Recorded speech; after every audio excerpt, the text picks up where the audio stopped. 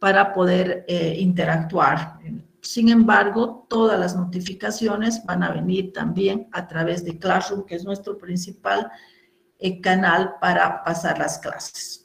Bien, entonces aquí en el tablón del aula virtual ustedes van a encontrar todas las notificaciones y actualizaciones, así como el enlace de las clases, ¿sí? Entonces, fíjense, el 10 de marzo que hemos empezado clases, dice, buenos días, unirse al siguiente enlace, sírvanse a unirse.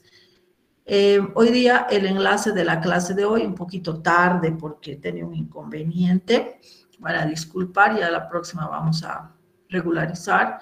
El segundo enlace de la clase, esto se abre para aquellas personas que no han logrado ingresar al primer aula. Entonces vamos a tener 2 aulas paralelas para poder cubrir a todos los estudiantes, ¿sí? El número de alumnos hace que tenga que pedirles que aquellos que no están inscritos oficialmente, por favor no entren, aquellos que son de mesa tampoco, aquellos que entren con una sola cuenta, por favor, porque el hecho de entrar con 2 hace que también quitemos el espacio a alguien más, ¿sí? Entonces, aquí vamos a tener el enlace de la clase, cada una de las sesiones, y vamos a ir actualizando el enlace cada clase. Ahora está todavía visible, pero para cada clase vamos a crear un nuevo enlace, ¿de acuerdo? Luego, en la sección siguiente, en la pestaña de trabajo de clase, tendremos todos los temas del programa y para cada tema les subiré un mapa conceptual, la presentación en PowerPoint, un documento PDF con el texto y cualquier otro trabajo adicional que realicemos lo vamos a tener en esta sección de trabajo de clase, así como las tareas y los repasos asignados. Luego en la tercera sección de personas, aquí tengo 139 alumnos inscritos. La primera recomendación que ya les hacía a sus compañeros la clase anterior es que entren todos con un correo institucional, no con correo Gmail, porque vamos a tener problemas y los voy a eliminar además, ¿sí? Aquí, por ejemplo, Kalani, León y Bet. Vamos a enviarle un correo para ver con qué cuenta se ha inscrito, ¿sí? Entonces, estoy tomando como ejemplo a Kalani. Fíjense que se ha inscrito con un correo Gmail. Entonces, Kalani, después de la clase de hoy día, para que no se perjudique, va a volver a inscribirse con correo institucional. Entonces, le voy a eliminar del Classroom. A manera de ejemplo, ¿no? Lo que se hace cuando alguien no está con el correo, ¿no? Entonces, aquí también hay otras personas, pero no voy a eliminar por falta de tiempo ahora. Cada uno va a revisar. Si está con correo Gmail, se sale del aula virtual y va a volver a ingresar con un correo institucional. Y por favor, que no haya doble inscripción, porque si no, ambos los voy a eliminar y pronto se va a cerrar el aula y ya no van a poder entrar, ¿sí?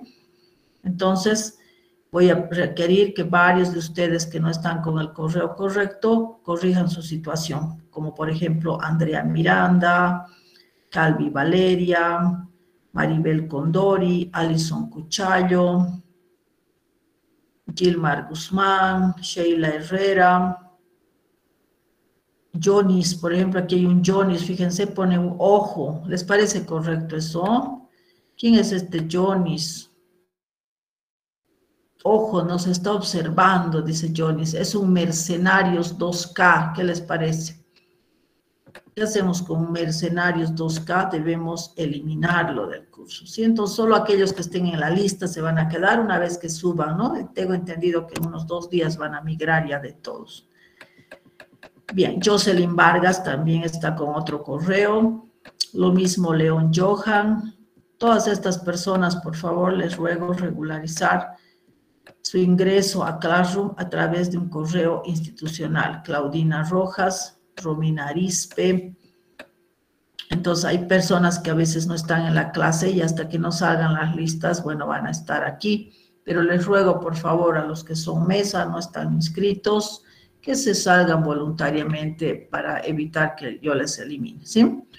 Bien, luego tenemos la pestaña de calificaciones. Quiero decirles que este semestre vamos a hacer la calificación a través de Classroom.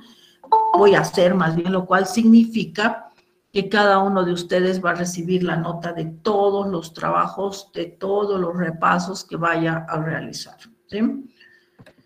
Bien, estamos con 101 personas en el aula 1 y con, bueno, disculpar que hoy me ocupe de más de logística, de 25 en el segundo aula. A ver, vamos a admitir Devani Fernández. Devani Fernández. Buen día, Devani. Ya, bueno, hemos eliminado. No entren 2 veces, por favor, porque así estamos, sino duplicando los espacios. Solo tienen que entrar una vez. Tratemos, por favor, de hacer eso, no con 2 dispositivos.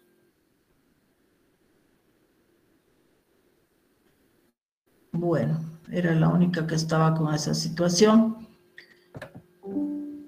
Y deben tener audio y tienen que tener cámara para venir a clases. No pueden decir que no tienen, porque si no, no tiene sentido venir a clases, ¿sí? Es obligatorio, es como ir sin cuadernos y sin lápices a una clase presencial, ¿verdad? Entonces, tienen que tener un buen internet y tienen que tener, por favor, audio y cámara para cualquier momento que así se requiera, ¿sí? Por favor, tomen en cuenta ese aspecto. No es que me pueden decir no tengo audio, no le voy a hablar, o no tengo cámara, no me voy a conectar, ¿sí? Salgado Wilson, ¿usted es alumno de la clase? Sí, licenciada. Está con un correo que no es el institucional. Última vez y no voy a eliminarle definitivamente, ¿sí? Tome en cuenta para la próxima clase, ¿ya? Sí, licenciada, está bien.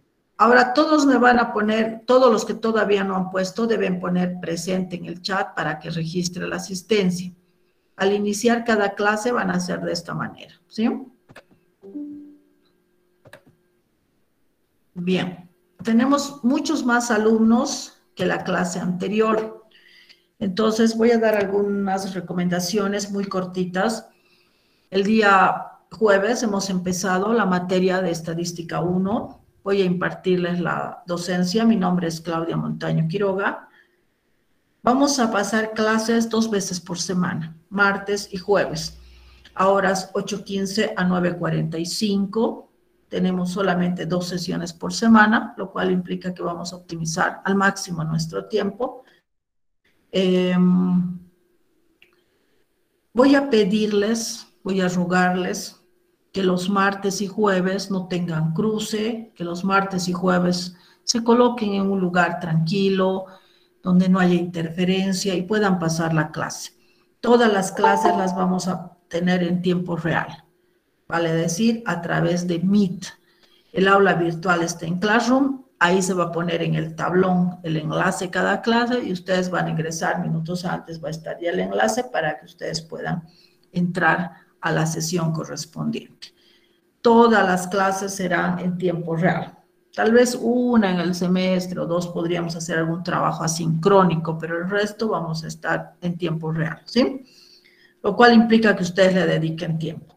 Asimismo, cualquier momento puede haber un repaso, entonces tienen que estar atentos.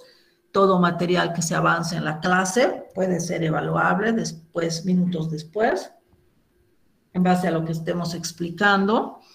Y también todo material anterior puede ser motivo de evaluación.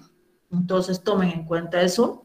La evaluación va a ser sumativa y de proceso, lo cual implica que voy a calificar asistencia, participación, presentación de trabajos y los exámenes del primer parcial, segundo parcial y el examen final. Entonces, voy a requerir que ustedes tengan todo el cuidado de seguir la materia porque es importante para un contador público y también para un ingeniero financiero esta asignatura. Con respecto al material, todo va a estar en forma virtual, se los voy a subir al aula y todos los documentos que vayamos a avanzar, ustedes van a tenerlos a disposición para que puedan estudiar. No sé si tienen alguna consulta sobre la materia.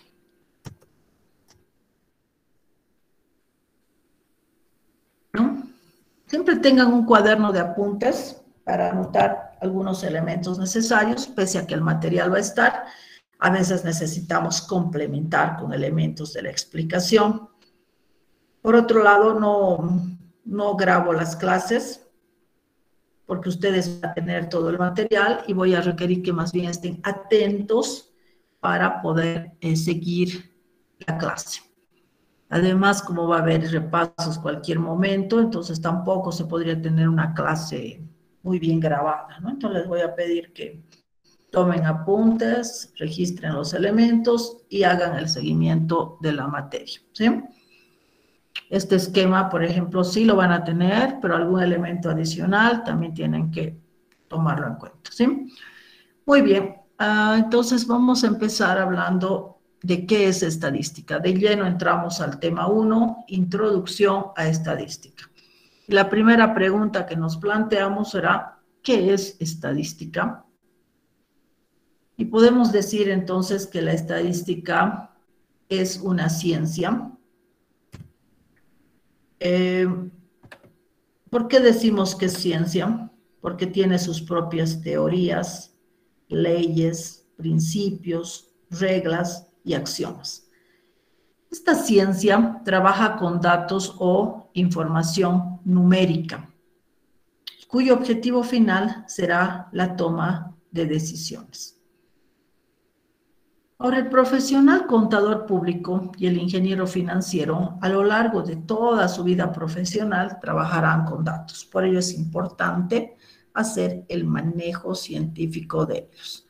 ¿Qué nos enseña la estadística? Nos enseñará desde la recolección, organización, presentación, resumen, análisis e interpretación de datos en una vía informativa. La estadística tiene varios criterios de clasificación. Vamos a referirnos en este momento a la clasificación fundamental de la estadística, atendiendo al objeto y alcance del estudio. La estadística, de acuerdo a esta clasificación fundamental, se divide en dos grandes ramas: estadística descriptiva y estadística inferencial. Bien, vamos a hablar entonces de la estadística descriptiva. Esta primera rama de la estadística, tal como su nombre indica, solo describe los datos tal y como se muestran. Y por tanto, se basa en un método deductivo. ¿En qué consiste el método deductivo? Vamos a la parte inferior, fíjense aquí con verde tenemos la deducción y una flechita. La flechita me está indicando que el método deductivo es aquel que va de lo general a lo particular. Entonces, supongamos que necesitamos conocer el análisis de los resultados de los estados financieros de la empresa de los últimos 10 años. Quiero hacer un análisis estadístico del comportamiento que ha tenido la empresa a lo largo del tiempo en relación a manejo de stocks, cuentas por cobrar, utilidad o pérdida, etc. Entonces, esos datos existen en la empresa. Al existir, puedo tomar toda esa información general y luego puedo particularizar para algunas conclusiones. Entonces, cuando parto de la información general y voy a un aspecto particular, estaré utilizando un método deductivo. Ahora bien, la estadística descriptiva, para aplicar este método deductivo, trabajará con poblaciones. Nos preguntamos entonces, ¿qué es una población? ¿Alguien tiene un concepto que quiera compartir? Un conjunto de personas y elementos. Conjunto de personas o elementos. Muy bien, ¿su nombre? Joseph Marañón. A ver, vamos a ver. Joseph ya participó en la anterior clase, muy bien, tiene otra participación. Sí, usted tiene la palabra. También sería que tienen un objetivo en común. Ya, nombre. Marca Rocha, Carla Estefani. Carla Sí. Estefani Rocha. Dice. Muy bien, las poblaciones pueden ser de dos tipos, finitas o infinitas. Entonces decíamos población es un conjunto de individuos o elementos que tienen una característica en común y cuya característica es deseable medir. Estas poblaciones, decíamos, pueden ser finitas o infinitas. Es finita cuando conocemos el tamaño de la población y será infinita cuando no podemos llegar a identificar el tamaño de la misma. Entonces, ahora sí, una participación más, tiene la palabra ejemplo de población finita e infinita. Un ejemplo de finito sería número de habitantes de un departamento. Número de habitantes de un departamento. Sí, pero para eso va a ser un poco difícil contarlos, pero sí podemos contar, ¿no? En un censo se va a poder determinar. De infinita que no tiene fin. Pero ejemplo. Serían como el conjunto de lápices fabricados en un proceso continuo, la cantidad. ¿Qué cantidad? Los números no. Ay, sí, perdón. Población, Como conjunto. por decir, de la fábrica de lápices, China. constante. China, ¿cómo sería de China? Es que como son varios habitantes y no hay donde... Bueno, algo así, licenciada, sería China. Tienen varios habitantes, así es que hay mucha sobrepoblación. Es que no sé Y ahorita no podríamos saber el número exacto, ¿no? Casi Sí. se vuelve infinita, dice usted, tal vez la población mundial, la población de China podrían ser casi poblaciones infinitas, ¿no? Ya, su nombre. Noelia Picona. Bien, anotamos a Noelia. Estamos anotando las participaciones. Entonces, Licenciada, un ejemplo de población finita también sería cuando nosotros nos vamos a matricular, pues, obviamente que la institución sabe cuántos matriculados hay. ya, nombre. Ávila Andrea Flores. Andrea Flores. Andrea Ávila Flores. Ya. Licenciada, Entonces, también un ejemplo de información. Ya, a ver, vamos a recapitular primero estos ejemplos. Población finita, supongamos que en este momento quiero conocer cuál es el tamaño de la población de alumnos en el curso. ¿Cuántos alumnos hay en la sala 1? ¿Pueden ver? 130 No, en la 130, licenciada.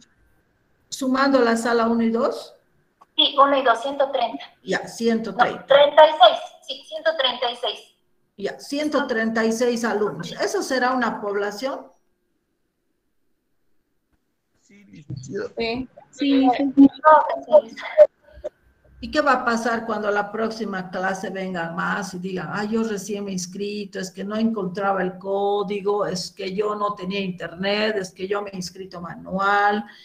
Entonces, tal vez todavía no es la población. Ahorita la población todavía no puedo determinar el número de alumnos que hay en la clase, ¿verdad? Todavía no es una población finita, porque es probable que vengan más estudiantes, ¿no?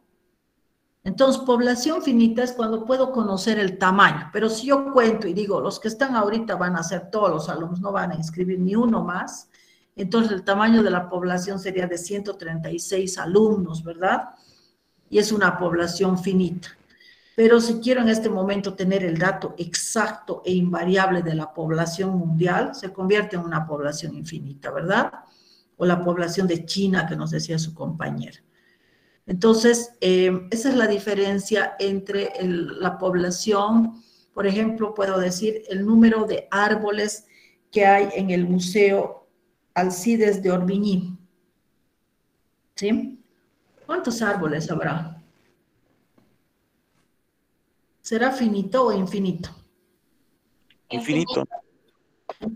Pero ese museo es un espacio cerrado, no es muy grande, entonces podríamos ir esta tarde todos y podríamos visitar ese museo que es un patrimonio histórico cultural de Cochabamba.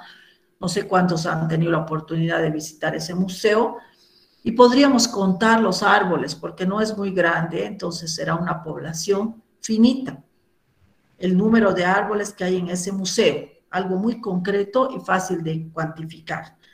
Pero si quiero saber el número de árboles que hay en Cochabamba, se vuelve infinito, ¿verdad? Por el tamaño y la dificultad de cuantificar. Entonces, estaríamos hablando en ese caso de una población infinita. Ahora bien, si quiero trabajar con estadística descriptiva, aplicar un método deductivo, hemos dicho que tenemos que estudiar a toda la población y los resultados se llamarán parámetros. Entonces, ¿qué es un parámetro? Es un valor constante obtenido a partir del estudio de la población. Es decir, es aquel que refleja las características de la población y es constante puesto que no se modifica dado que estoy estudiando a toda la población. Entonces, fíjense que si yo quiero conocer el número de árboles que hay en el Museo Alcides de Orbinía en Cochabamba, voy, cuento y ese dato no cambia porque es un parámetro. ¿Sí? Ahora bien, para obtener parámetros necesariamente debo hacer un censo o un estudio por enumeración completa. Entonces, ¿qué es un censo? Será la enumeración y anotación de ciertas características de todos los elementos de la población. Cuando este censo lo hace un organismo un organismo oficial en Bolivia, por ejemplo, el Censo de Población y Vivienda, debe ser efectuado por el Instituto Nacional de Estadística. Ahora, si yo para un trabajo profesional hago un censo, es decir, voy a estudiar a todos los elementos de la población, más apropiado es hablar de enumeración completa, ¿sí? Pero en ambos casos quiere decir que estamos cubriendo a todos los elementos. Ahora bien, en la mayoría de los casos, el contador público o el ingeniero financiero se va a ver imposibilitado de estudiar a toda la población. ¿Por qué? Porque en muchos casos la población es muy grande o la población es inaccesible, etc. Entonces, en esos casos utilizaremos la segunda rama de la estadística, que será estadística inferencial. Esta segunda rama se basa en un método inductivo. El método inductivo, veamos en la parte inferior, es a la inversa de la anterior. La flechita roja, fíjense, es que va de lo particular a lo general. Entonces, la orientación de la flechita roja es a la inversa. Supongamos que ustedes, contadores públicos o ingenieros financieros, les piden hacer una auditoría en una empresa grande en Cochabamba. Al ser una empresa muy grande, será difícil estudiar todos los estados contables, hacer un análisis de todos los libros diarios, libro mayor, balances generales, estados de resultados, todos los asientos contables, qué sé yo, es demasiado. Entonces, normalmente el contador público y el ingeniero financiero seleccionan una muestra representativa, es decir, estudian solamente una parte de la población y para ello utilizan el método inductivo que va de lo particular a lo general, ¿sí? Entonces, imaginemos ustedes ya profesionales haciendo un proceso de auditoría. Sería muy complicado. Estadística inferencial. Podemos Esta información procede de concepto. Bien, bien. Creo que está encendido tu micrófono. Pueden fijarse de quién está encendido el micrófono, por favor, y voy a saltar la pantalla para revisar. Ya lo apagó, Lisa. Ya lo apago. Ya, a ver, bueno, ahorita en otro voy a saltar más rápido para ver la persona. Miren, es una compañera de ustedes. Cerraremos audios, por favor, estimados alumnos. Es alguna compañera de ustedes que ha encendido el audio, ¿sí? A ver, algunos más quieren entrar. A ver, vamos a ver quiénes son. Bueno. Kalani León. Bueno, ahora están entrando todos porque no tenemos todavía las listas, ¿verdad? Pero ya vamos a regularizar eso. Bien, había una compañera de ustedes que prendió el audio, ¿no? Pero mientras yo explicaba, ella le pedía al asistente de Google que le dé el concepto, ¿no?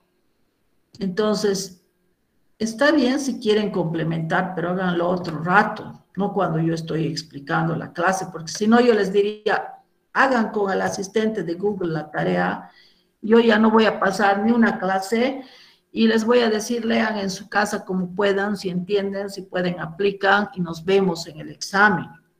Eso no sería correcto, ¿verdad?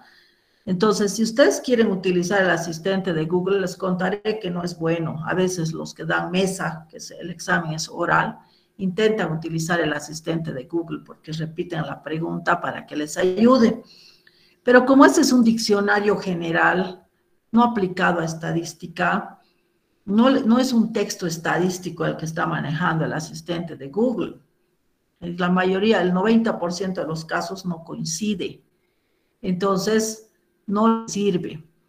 Lo que yo les voy a pedir es el concepto de estadística inferencial, estaba pidiendo su compañera, eso pueden, les voy a pasar el texto, pero si quieren leer, revisen y les voy a dar unos 2 o 3 documentos para que lean de cada tema y sobre eso vamos a dar repaso para que ustedes lean un poquito más, pero porque yo noto que están queriendo otros conceptos adicionales, ¿no? Como su compañera, pero háganlo fuera de la clase, no en el horario que yo estoy explicando, porque no tiene sentido entonces que les dé la clase si van a estar haciendo otra cosa, ¿no? Y peor con audio, ¿sí? Si van a ver el asistente de Google, he tenido alumnos de mesa que han tratado de utilizar eso para aprobar el examen y les ha ido muy mal, hace varios años nadie aprueba, ¿no? No todos hacen eso, obviamente, hay alumnos que sí estudian, ¿no? Pero tratemos de no hacer algo que no nos va a servir. ¿Sí? Después de la clase, sí, completen. También les puedo dar tarea de que de cada concepto que yo he dado, pongan otro concepto ustedes. ¿Les parecería esa tarea?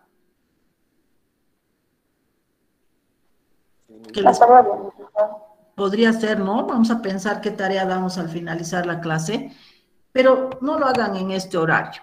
En este horario no hagan otra cosa, atenderemos y participaremos, ¿sí? Bien, vamos a ver ahora, estábamos hablando de la estadística inferencial, hemos tenido que saltar, y decíamos que la estadística inferencial es aquella que permite inferir, que permite generalizar y sacar importantes conclusiones de la población en base a muestras. Entonces, un sinónimo de inferencia es generalizar. Para ello utilizamos el método inductivo, que va de lo particular a lo general. Y decíamos, el profesional de esta área muchas veces no va a poder estudiar a toda la población. Quiero estudiar a los bancos de Cochabamba, no todos los bancos me van a dar la cobertura. Quiero estudiar a los fondos financieros de Cochabamba, entonces va a ser imposible cubrir a toda esa población. Entonces, en estos casos tendré que trabajar con una muestra. ¿Qué es una muestra? Es una parte de la población, o es un subconjunto de un conjunto de unidades que ha sido obtenida con el fin de representar ciertas características de toda la población. Entonces, cuando estudie una muestra, los resultados que obtenga ya no van a ser parámetros, sino serán estimadores. ¿Y qué es estimador? Es una característica obtenida a partir del estudio de la población. Pero entonces, si es una característica obtenida a partir del estudio de una muestra, a ver, aquí vamos a anotar muestra 1 y muestra 2. Entonces, esta que sea la muestra 1, esta que sea la muestra 2, y aquí tendremos la muestra 3. Supongamos que yo deseo hacer un estudio de los alumnos inscritos en el grupo 01 de Estadística 1 compartido de las carreras de Contaduría Pública e Ingeniería Financiera. Entonces, ahorita me decían, hay 136 alumnos. Esa será la población seguramente que no, todavía se van a seguir inscribiendo. Asumiremos que voy a trabajar con una muestra. La muestra de los que asistieron a clases el jueves pasado. ¿Cuántos alumnos habían? ¿Alguien se acuerda? Éramos pocos, licenciada, no pasábamos de 50. Creo que 52, ¿no? Aproximadamente éramos 50. 53, por ahí éramos. Sí, exacto. Creo que 53 o 54 o 52, más o menos. Imaginemos 52, ¿sí? Esa era, podría tomar una muestra con los alumnos que vinieron la primera clase, que sería la muestra 1, ¿sí? O puedo tomar una muestra con los alumnos que vinieron hoy, que ya son 136. O puedo tomar una muestra con los que vengan el día jueves, que seguramente van a ser más, ¿sí? Entonces, si tenemos 3 muestras, 1, 2 o 3, si tenemos 3 muestras, vemos que cada clase va a ir cambiando esa muestra. Entonces, los resultados que obtengan los estimadores van a variar. Por eso es que se dice que un estimador es variable. Por lo tanto, no toda muestra es buena, sino que tengo que tener criterios adecuados de aleatoriedad para seleccionar estas muestras. Tengo que tener criterios específicos, para ello debo tener un conocimiento claro de la población y debo establecer métodos que consideren el azar para la selección adecuada de la muestra. Entonces, esa es la tarea del contador público y del ingeniero financiero. ¿Cómo aprendemos a seleccionar muestras que sean representativas de tal manera que estos estimadores sean válidos y se acerquen lo más posible al valor desconocido del parámetro? Entonces, tal como su nombre indica, van a ser estimaciones del parámetro. Y tengo que lograr que estos estimadores sean lo más cercanos posibles al parámetro a través de muestras representativas. Entonces, ¿qué quiere decir ser representativo? Quiere decir que esta pequeña porción, la muestra, en lo posible reúna las características del conjunto población.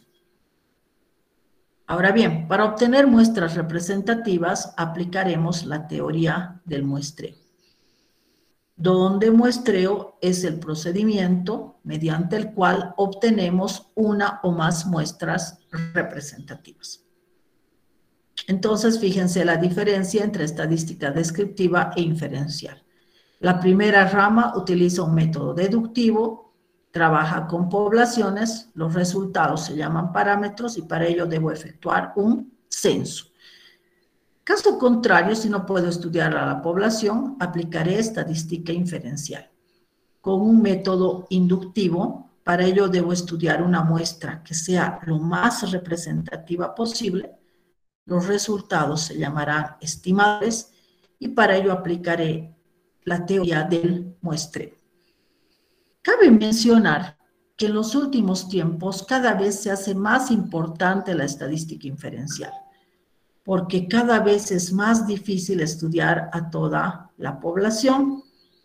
Para ello utilizaremos entonces con más frecuencia esta segunda rama de la estadística. Y el muestreo tiene una ventaja. Al estudiar solo una parte de la población, implica un ahorro de recursos. Un ahorro de recursos en sentido amplio, económicos, financieros, humanos, tiempo. Es decir, voy a utilizar menos personal, es decir, voy a necesitar menos tiempo, menos recursos económicos, monetarios, etc. Pero al mismo tiempo requiere mayor refinamiento y preparación porque el muestreo es una herramienta muy delicada, entonces requiere que tengamos la capacidad de aplicar este instrumental tan delicado como es la teoría del muestreo para que los estimadores sean válidos y se acerquen lo más posible al valor del parámetro. También hay que considerar que cuando aplico estadística inferencial, necesariamente va a haber un margen de error. Y como estadista debo lograr que este error sea lo más pequeño posible. Y tendré que declarar a los clientes, a los usuarios, con qué margen de error estoy reportando los resultados. Sin embargo, a veces es preferible admitir un error pequeño, pero lograr los resultados en menor tiempo posible. Entonces, podemos acercarnos mucho a los resultados verdaderos solamente estudiando a una parte de la población. Y eso es lo que vamos a aprender este semestre, a interpretar los datos dentro de la estadística descriptiva y la estadística inferencial. No sé si tienen alguna pregunta de este primer esquema.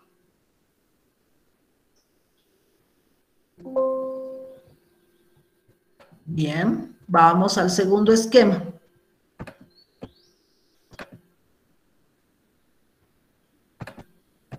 No hay ninguna pregunta de la anterior, ¿verdad?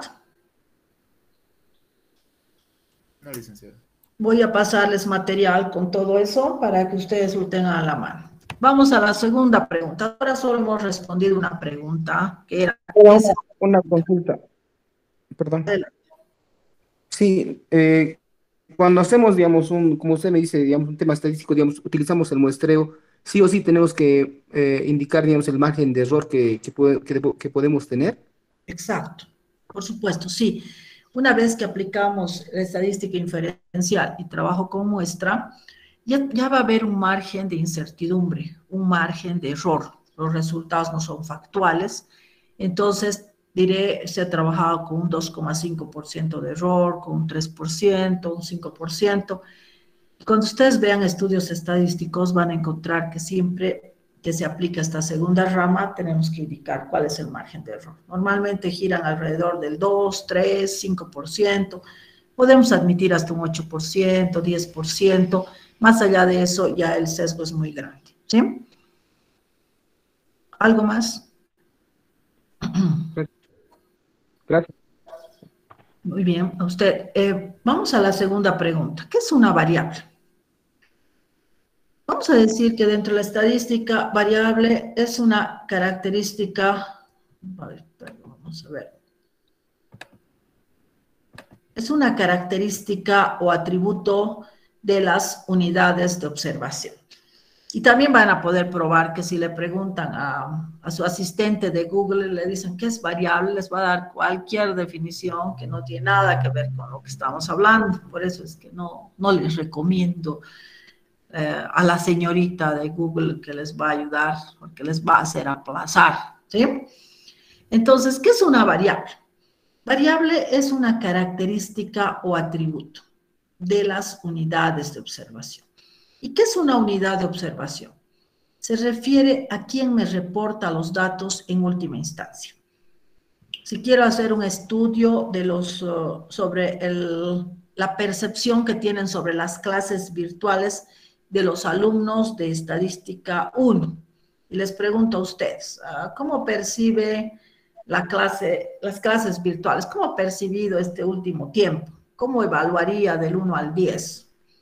¿No? Entonces, si les preguntaría cómo van evaluando, ustedes me darán un número del 1 al 10, y lo vamos a hacer también después para procesar datos. Entonces, cada uno me dará un dato. ¿Quién es la unidad de observación? ¿Los estudiantes? Los estudiantes, ustedes, ¿no? Porque son quienes me estarían reportando la información. En algunos casos, la unidad de observación pueden ser alumnos, en otras familias, en otras personas, empresas, hogares, viviendas, bancos, cooperativas, etc. Depende cuál es la unidad que me reporta los datos en última instancia. A ello llamaremos unidad de observación. Y recuerden que cuando hablábamos de censos, en Bolivia decíamos el último censo que se ha efectuado ha sido el de población y vivienda el año 2012. ¿Ustedes saben cuál era la unidad de observación de ese censo?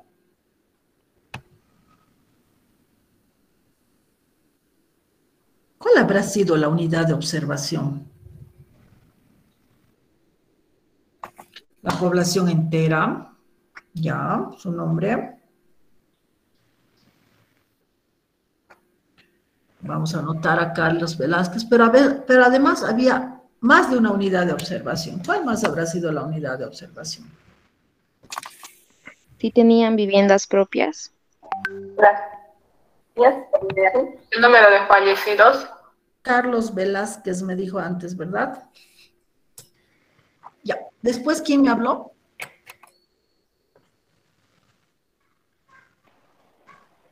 ¿Alguien más, por favor? El número de fallecidos.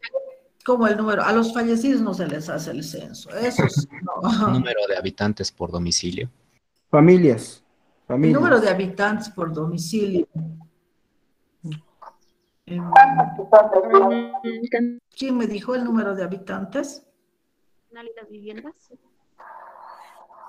Cantidad de hombres y mujeres, licenciada. Sí, ¿quién? Adelante, por favor. Licenciada, le indico que podría ser cuántas mujeres y cuántos hombres hay. Esa es una variable, ¿no? A ver, entonces, tal vez algunos de ustedes, bueno, eran todavía pequeños, pero seguramente han vivido ese censo, no sé si lo recordarán bien, pero de todas maneras, el censo es un momento en el cual se paralizan todas las actividades en un país, nadie puede viajar, salir de su casa, y se desplaza personal para llenar un formulario de relevamiento de datos, cuya unidad de observación son los hogares. Entonces el encuestador va, toca el timbre o golpea la puerta de una casa, sale una persona y le pregunta ¿cuántos hogares hay en esta vivienda? Entonces, la unidad de observación es el hogar, porque por cada hogar que hay en esa vivienda va a ser una encuesta. Entonces podrán decir aquí hay 1, 2, 3, 4, 5, 6, 7, 8, etcétera, ¿sí? Pero hay otra parte en el formulario que las preguntas van dirigidas a las personas. Entonces, otra unidad de observación del censo serán las personas. Hay otras preguntas referidas a las características de la vivienda, donde la unidad de observación se convierte en vivienda. Entonces, hay varias unidades de observación que compete a un censo. Cuando hagamos un estudio dentro de la contaduría pública o la ingeniería financiera, tendremos que identificar si nuestras unidades de observación son bancos, son cooperativas, fondos financieros, mutuales, empresas, negocios unipersonales, etc. Entonces, quien realice el estudio definirá cuál es la unidad de observación y cómo obtiene esos datos. Ahora bien, las variables, como características o atributos, se dividen en dos grandes grupos, cuantitativas o cualitativas. Y una variable es cuantitativa cuando se puede medir. Y los diferentes valores que adopta se denominan variantes. Las variables cuantitativas, a su vez, se dividen en discretas o continuas. Una variable es cuantitativa discreta cuando adopta solo determinados valores en un intervalo. Y una variable es cuantitativa continua cuando adopta cualquier valor en un intervalo. Por otro lado, las variables también pueden ser cualitativas. Estas variables se caracterizan porque no se pueden medir, pero sí puede establecerse un orden o jerarquía. Y las diferentes respuestas que obtienes se denominarán atributos. Entonces, voy a plantearles algunos ejemplos de variable cuantitativa discreta. Una variable cuantitativa discreta, por ejemplo, será el número de árboles que hay en el Museo Alcide de Orbigny, que solo toma determinados valores en un intervalo. Entonces, puedo decir hay 10, hay 15, hay 20, hay 21, hay 22, hay 35, hay 81, etc. Pero fíjense que en este caso solo toma valores enteros, el número de árboles. También una variable cuantitativa discreta será el número de alumnos que hay en el curso, el número de materias que han tomado, el número de universidades que hay en Bolivia, el número de bancos que hay en Cochabamba, el número de empleados que hay en una empresa. Entonces, fíjense que solo adopta determinados valores en un intervalo, aunque no necesariamente enteros, pero sí solo ciertos valores. Luego tenemos las variables cuantitativas continuas, que adoptan cualquier valor en un intervalo. Por ejemplo, los ingresos de una empresa, los gastos de una empresa, el salario de una persona, la tasa de interés del banco, las cuentas por cobrar en una empresa, las cuentas por pagar en esa empresa, etcétera, que adoptan cualquier valor en un intervalo con decimales, etcétera. Entonces, por ejemplo, podemos decir el ingreso del trabajador fue de 2.625,14 bolivianos, de otro fue 3.100,14, de otro será 8.400,22, etcétera. Entonces, estas variables cuantitativas continuas adoptan cualquier valor en un intervalo. Y luego tenemos las variables cualitativas, que hemos dicho que no se pueden medir. Por ejemplo, la variable género, cuyos atributos u opciones de respuesta serán masculino, femenino. Esta es una variable cualitativa de orden. También tendremos la variable departamento de nacimiento. Entonces, si pregunto a cada uno de ustedes en qué departamento han nacido, posiblemente me digan la mayoría Cochabamba, otros La Paz, Santa Cruz, Oruro, Potosí, Beni, Pando, Tarija, Sucre, etc. Entonces, esa será una variable cualitativa de orden, cuyos atributos serán Cochabamba, La Paz, Santa Cruz, etc. Pero también hay variables cualitativas de jerarquía. Aquí podemos observar, por ejemplo, el organigrama de una empresa, donde se establece un nivel jerárquico, gerente general, gerentes de área, profesionales, personal de apoyo, etc. O la jerarquía que se establece en los grados militares, también cualitativa de jerarquía. O el nivel jerárquico que existe en la Iglesia Católica, etc., que constituyen variables cualitativas de jerarquía. Entonces, fíjense que con esta clasificación vamos a poder diferenciar a las variables para realizar nuestro estudio con datos estadísticos. No sé si alguien quiere dar algún ejemplo de variable cuantitativa discreta. La calificación, la nota que, digamos, usted nos puede dar. No, porque la variable cuantitativa... Bueno, la nota, yo suelo dar ese ejemplo, voy a darles ahora, pero quisiera que ustedes piensen otros ejemplos. No, eso tal vez he dado en otro grupo, no sé si usted ya está en otra clase de otro grupo, pero he usado la nota para explicar, pero quisiera ejemplos que a ustedes se les ocurran para que podamos anotarles participación, ¿sí? La altura de los estudiantes. Vamos con la altura. ¿El peso? El peso de los estudiantes. Ya, el peso, la altura, también son ejemplos típicos, los di también en otro grupo, pero vamos a ver, ¿qué tipo de variable es el peso y la altura de un estudiante? Esa es variable cuantitativa continua. Cuantitativa continua. Sí, porque esas se van a expresar con decimales y no así como en las variables cuantitativas discretas o números enteros. Ya, una variable cuantitativa discreta solo adopta determinados valores en un intervalo, aunque no necesariamente enteros, ¿verdad? Pero está bien el ejemplo, cuantitativas continuas, el peso, la altura de los estudiantes. ¿Qué más? El número de vehículos que tiene cada familia. Licenciado, ¿al momento de ir al mercado y comprar algo? Yo ni se puede decir. ¿El tiempo de viaje en un bus hacia un departamento? El tiempo de viaje, ¿qué tipo de variable es usted? Cuantitativa continua. Continua, ¿su nombre? Alison Cuchayo. Bien, anotamos a Alison.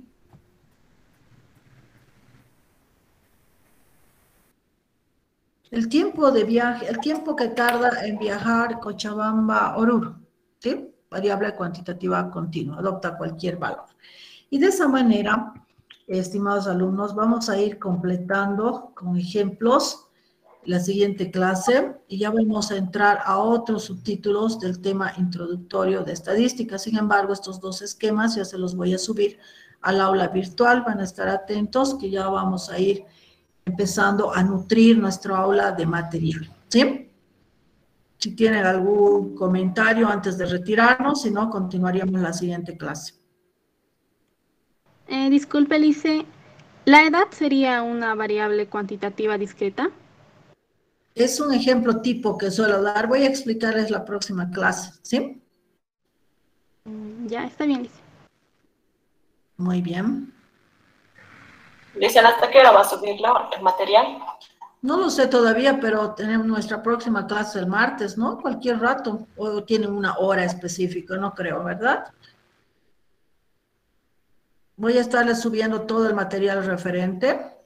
Les va a llegar una notificación, siempre que se actualiza, les llega al correo y pueden verlo en el aula, ¿sí? Pero no creo que sea ahorita que lo requieran, porque ahorita entra otras clases, ¿sí? Muy bien, entonces continuamos la siguiente sesión. Espero que solamente ingresen los que están oficialmente inscritos en la materia. Gracias por su asistencia, hasta luego. Hasta luego, licenciada. Licenciada. Hasta luego, licenciada. Buen día.